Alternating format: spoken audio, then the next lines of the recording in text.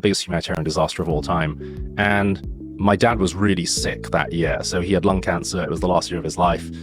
We knew that he only had a few months left. He had started smoking when he was about 12 years old as a child refugee. You know, that was the really deeply unhealthy life he had, you know, living in the refugee camp. And anyway, it finally caught up with him. He was in his late 70s. So, you know, I had really come to understand his story in that last year of his life because he never talked about it. And I had a very bad relationship with my dad. You know, he had this terrible childhood. He was like very abusive. He was psychologically very scarred from his childhood. I can only imagine, yeah. Yeah, and so I made peace with him in the last year of his life. And so I was already like bubbling with a bunch of feelings. Yeah. And then it was September 2015, and this photo went all over the world, and you probably would recognize it if you saw it. It was this photo of this 3-year-old boy, Alan Kurdi, who was a Syrian refugee. I think so. Is it the one, if I'm not mistaken, is in the back of the ambulance maybe? Or is it like that was a different one. Oh, that's a different one. Okay. It was the little boy who drowned. Oh, no. Okay, no. Yeah. Yes. And there's a famous photo of the body on the shores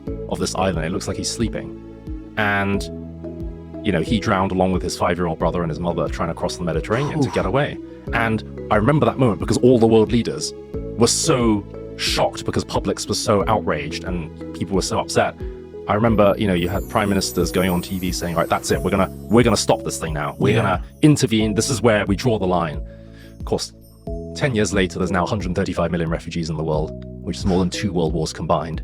It hasn't gotten any better. It's getting worse by the day. But at that time, that was the first moment where I thought, look at the gulf between the ambitions of the world's richest people with all their vast technology, you know, saying that we're going to lift humanity up. And there is humanity right there, the biggest humanitarian catastrophe of our time. And you can say, well, why should it be up to the CEO of one of these tech companies to go and solve that problem?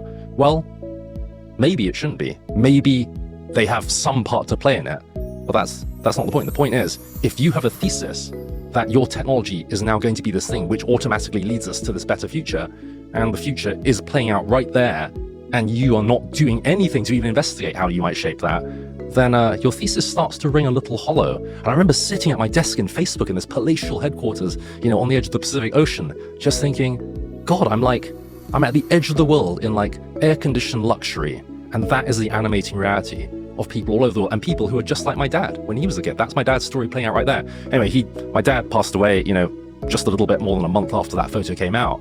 And, you know, I went back to England and, you know, I had a bunch of time, you know, to think over the next few weeks. And I decided that's it. I've got to find a different path through this industry.